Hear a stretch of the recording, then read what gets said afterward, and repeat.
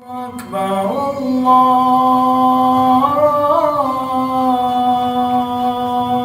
أكبر الله أكبر الله أكبر الله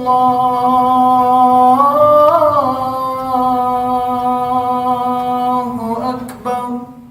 We have Sheikh Mr. Ustaz. How are you, sir? Alhamdulillah, how are you? I'm doing good. Or should I say marhaban? Marhaban bikum. You are also welcome. I've been learning some Islam too. I will do the alphabet for you next time.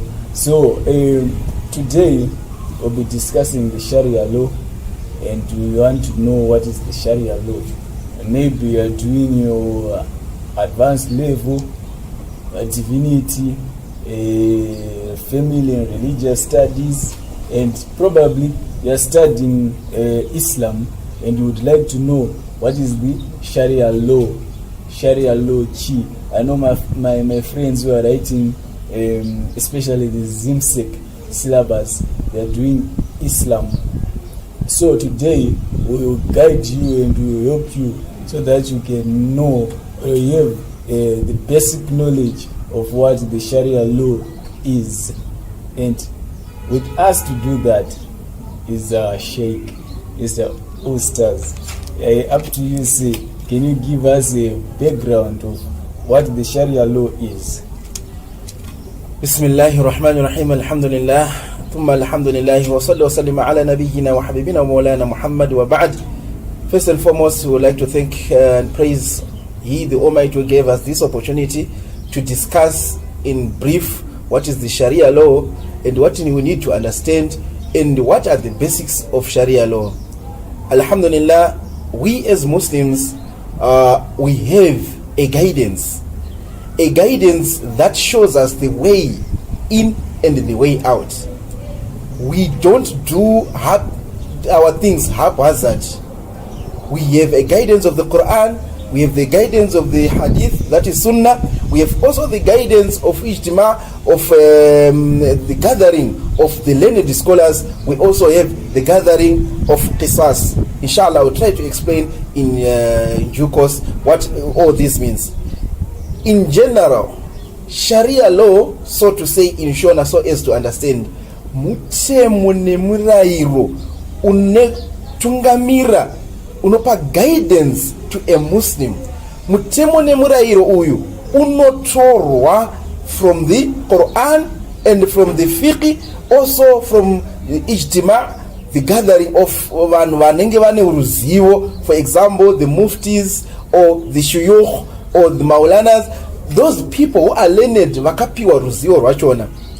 Right, taziva kuti Sharia law mutemone mirairo.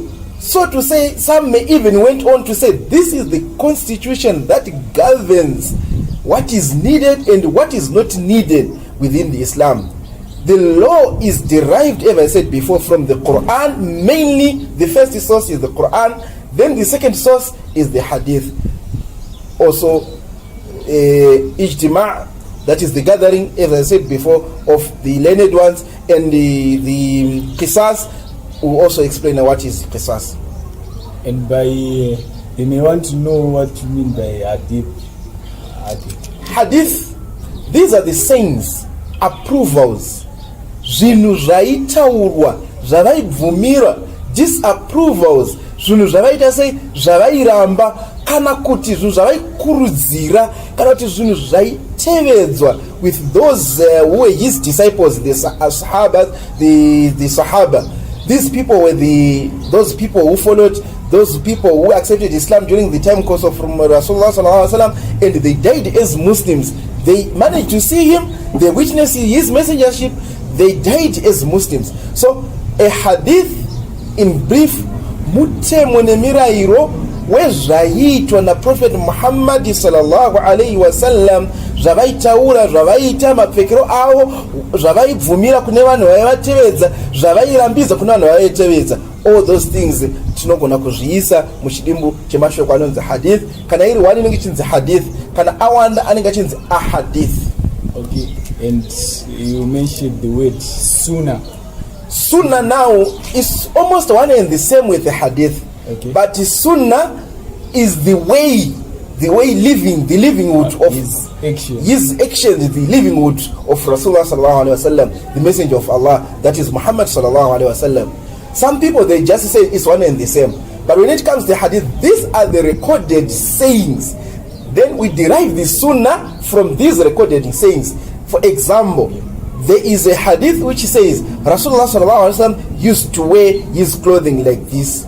So when you are wearing the clothing as per the Rasulullah sallallahu alaihi wasallam guideline, now you are following his sunnah. Okay. So I bet you are writing notes, and now you know what is the sunnah, what is the hadith, and you have a background of what the Sharia law is. Now we may want to know who is supposed to submit to the Sharia law, and what are the aims of the Sharia law to a Muslim. The aims, so first and foremost, who is supposed to submit to the Sharia law? Every human being wants to be a Muslim. As I said before, this is the constitution within Islam. Okay. The constitution that guides Islam, that guides one to become a real Muslim, to follow what is needed and not to follow what is not needed. So to say who is supposed to follow this, as I've said, they are Muslims. The Sharia law is from the Quran. This is the law. This is the what Allah subhanahu wa ta'ala tells the Muslims to do and says or forbids them what not to do. Okay, so as you have heard, every Muslim, he a Muslim or she a Muslim, is the one who is supposed to submit to the Sharia law. Let's take for instance there are countries which are not Islam states. For example, Zimbabwe, it is not an Islam. Most of Southern Africa, I may say. How do the Sharia law apply to the Muslims in Zimbabwe? Let me reply this in Shona, so to be bring more clarity. Okay. Kana tichitaura nezvemutemo weIslam. Mutemo weIslam kana nzvimbo yamuri isiri yemamuslim. Okay. It is compulsory for you to follow the constitution of the land. The constitution of the land, that is the constitution of that region, of that area, of that country. For example, we are in Zimbabwe. Okay. It is compulsory for me as a Muslim to first and foremost allow myself to follow Sharia. Okay. Then I go on to the etiquettes of Sharia. Then I go on to follow the constitution of the land. Fortunately enough, our constitution of the land allows us to have freedom of worship. True. In the freedom of worship, in the constitution of Zimbabwe, I'm allowed to follow the Sharia law, because the Sharia law mostly does not, or so to say in Shona, aiviringi zimutemo wenyika. Kazhinji Sharia law, it even better off the constitution of the land. Because some of the Sharia law, some of the constitution of the land, they are even taken from the Sharia law, not knowing. Okay. There are some misconception about the Sharia law. I think it is one of the things in Islam that arouses much debate. Some people may take something from the Quran, and for example, there's this the punishments in Sharia law. Are they literal? For example, if we say theft is punishable by amputation of the hands, is it literal or? First and foremost, my dear friend, when you want to forbid something, for example, and you need to be stern, and it. Do you go lightly saying to Mwanang is laughing at him, smiling at him? You will take it lightly also. Yeah. So when you say exactly don't do this, you have to mean it. So most of the laws or most of the constitutions in the Quran, most of the sayings of Allah subhanahu wa ta'ala in the Quran, they are there to guide us. They are there to show us the way. Okay, for example, you have given the misconception, or some people even say, no, the Sharia law is too much, it's like this, like that. No, people come up with sayings. But is the Almighty God who gave us that law. He knows why he gave us that law is to protect us. To protect us. We all know the dangers of stealing. We all know the dangers of adultery. We all know the dangers of all these things. They've got their own bad things. So, as you have said before, for example, someone steals. I mean, in Zimbabwe, they don't follow that. You get the sense? Yeah. For example, I'm the one who stole something. Number one, I should feel guilty. Number two, I should be punishable by the constitution of the land. Someone steals from you, it's your right to go and report him to the police. The ulama, they come up, we don't override the law as such, but we allow a gate room. We allow something for the land to rule on. Because once I come and cut off for your hand, I'm also opposing the land. They will come to me, then they will imprison me because I have done something that is against the law of the land. So sometimes Islam adjusts itself. It helps us to live within the area we are, also obeying the laws and regulations of Allah.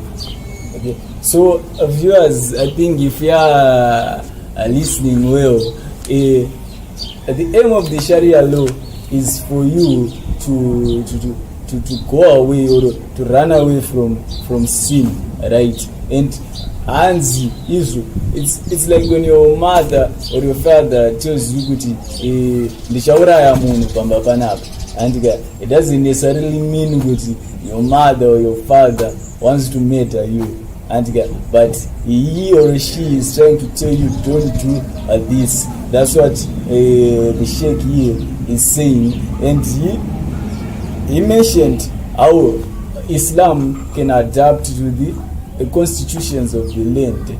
That's part of the Sharia law for us. And Tijiriba Sharia law,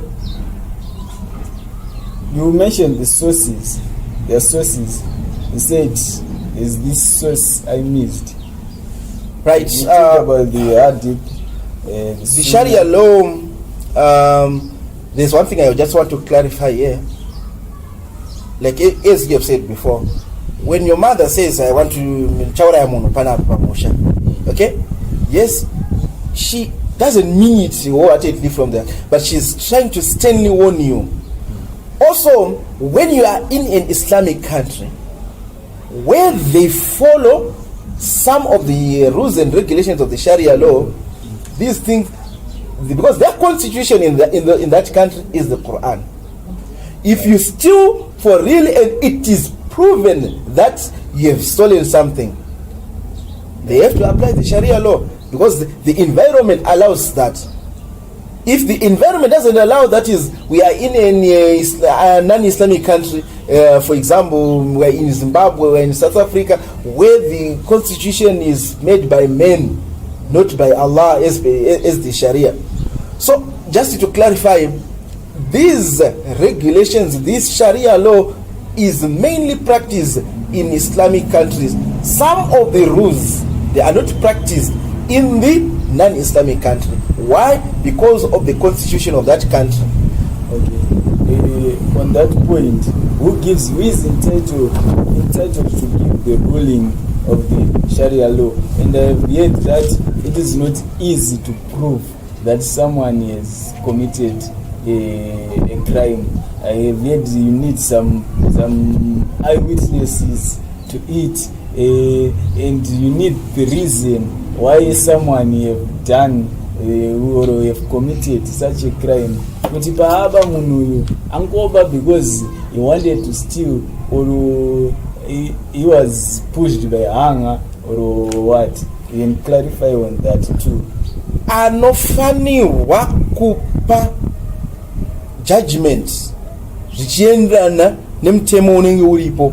For example, here in Zimbabwe, the magistrate, the chief judge, the judges, they give their own opinion, they give their own view as per the constitution, looking at the constitution, and it's not easy also for them to prove that someone has stolen this and this, someone has done this crime and that crime. Okay. Likewise, the Amir of the land, or the ruler of the land, or the judges selected by the one who is responsible, leading the Ummah or leading the Muslims in that area. He might even appoint 3, 4, 5 judges or 3, 4, 5 magistrates. These people, they clarify, they look at the evidence that is there. Whether the evidence is appointing as the accused or the evidence is not the someone just framed that person, you know, vanhu vanogona kushinwa ngoti ndoda ngoti ninganzi abanda kuti ninganzi aita zina aita adultery. The crime is not there, but people, they want to prove it. That's why the Quran, number 1, wherever there is a punishment that is stated by Allah subhanahu wa ta'ala, at the end of the day there will be an ayah or a verse that is clarifying the mercy of God. It's up to the judges, as per the trying by all means, they have to assess the evidence that is there. And it's not easy for real to prove that someone have got committed this crime, or has stolen something, or have any sort of crime. It's not easy. There are witnesses that are needed. These witnesses, they have to prove either by citing, or they have really witnessed the scene, what is the crime, what was happening, how the crime was done, and they should come up nenyaya imwe chete. Kwete mumwe akuti ndamona anga akapfeka hembe dzeyellow, mumwe oti aiwa anga akapfeka dzered, mumwe oti aiwa ini ndazomona anga ane heti kunge yenyu. It's a matter of life in some circumstances. It's a matter of someone's health. It's a matter of someone's honor also. So you need to be very serious. That's why if you were to see some even people, this one also, so to say, my teacher once told me, mutemo uyu wewe about witnessing. Usangoti chawaona chese wakutomhanya kunozivisa vanhu. Be sure waona parikitika chakaipa. In Islam we have 3 means. Mainly 3 means. The first means is shamar siya zvauri kuita by hand. Okay. You stop that person by hand. The second, you say it through your words. Shamar siya zvauri kuita. You don't touch him. You just tell him, Shamar siya zvauri kuita. This is bad. This is not allowed by Allah. This is against the Sharia. This is not needed by the Sharia. Okay? Then the third, you have to feel it in your heart. That is the list of faith that we have. These are forms of faith. The first one, you have got a very strong faith. You need to prove it. You need to sternly tell him, no, this is not good. You have to stop it. Okay? If you can, sometimes is munyarikani, you cannot go on to say uskabata tezvara kuti tezvara sezvo muri kuita izvi zvechifambizvi zvinogona kuti netse. You can tell him by words kuti atezvara ndaona nyaya yakamira yakadai soka nemadimikira kana nenzai unokwanisa. If you can't, you can just ongokwarira mudundu mukati memoyo. That is the list of yekutenda yaunenge waita. So the punishment is given by the judges. Also, as far as the witness is concerned, the witness, they have to be serious. They need to be serious.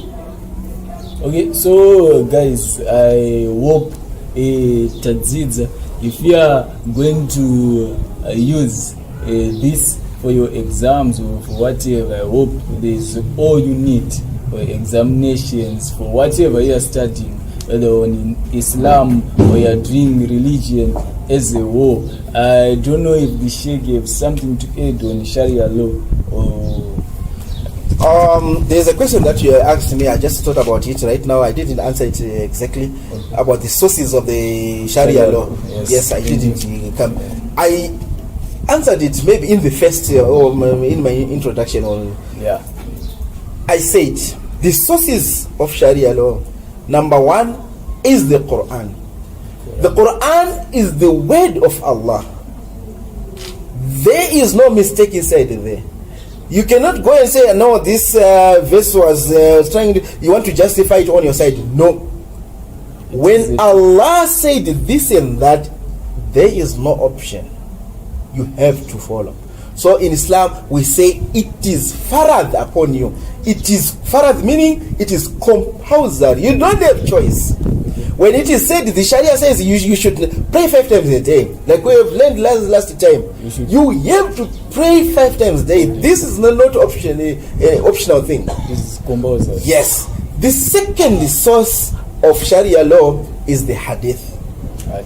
We find the Hadith, some of the Hadith, most of the Hadith, they are there to clarify the ayahs of the Quran. Because the Quran on its own, according to most of the ulama, they say you cannot really understand the Quran, the wordings of in the Quran without using the Hadith. You need the Hadith to clarify you. You need what you call the tafsir, the explanation. And where do you find the explanation? You find the explanation in the Hadith. The Hadith, the sayings of the Prophet.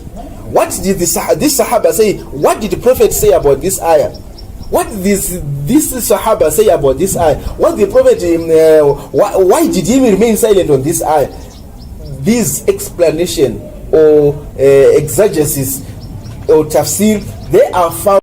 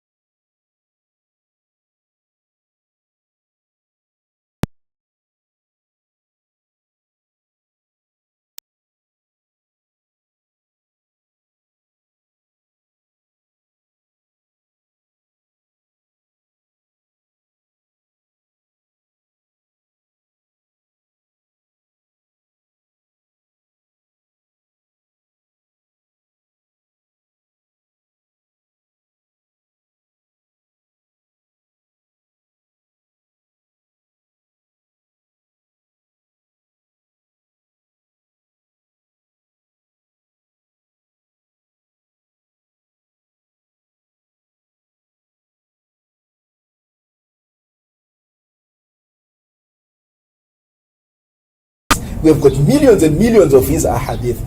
It's beyond our imagination as human beings. So the hadith now try by all means to clarify where Allah subhanahu wa ta'ala has said something in a proverbial way, or where Allah subhanahu wa ta'ala so the hadith Rasulullah sallallahu alaihi wasallam will give us a little explanation for us to have understanding, because we are human beings. We have a limit where we can go and where we cannot go. So the third source is ijtima'. Ijtima' now is the gathering of the learned people. These learned people, they sit down. For example, we are living in the 21st century. Some of the things that are happening in the 21st century, they are not there in the Quran. But somehow, if we were to look very deep, you find it. Okay.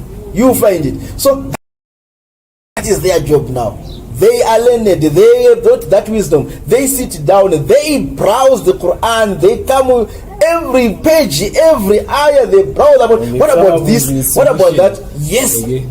At the end of the day, they come up with a solution. As per the 21st century, what does Islam? How can we adjust this law? How can we take this law? For example, there is no any ayah to explain about how to use this tablet, this phone, this technology in the Quran. But the ulama, they try by all means to come up with something similar, with the sabab al-nuzul, the reasons of revelation of every ayah. So they sit down, they come up with one answer.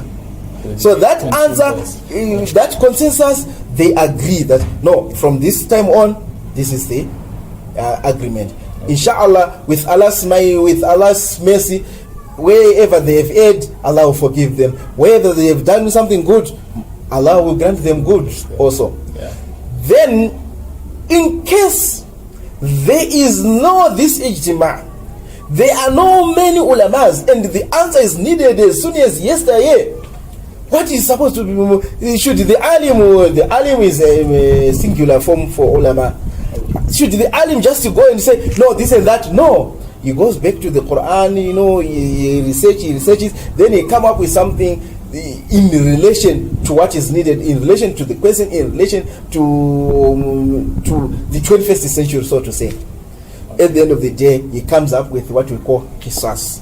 Qisas now is in the absence of is the judgment that is given, or the opinion that is given by a learned scholar, for example, a mufti, an alim, a sheikh of the area. You get the sense? So qisas now, it comes as the fourth source of the Sharia.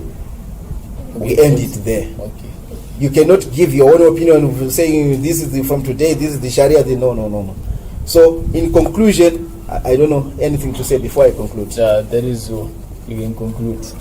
Chekupe zisira kune awo varikudzidza according to the ZIMSEC, these religious studies as far as Islam is concerned.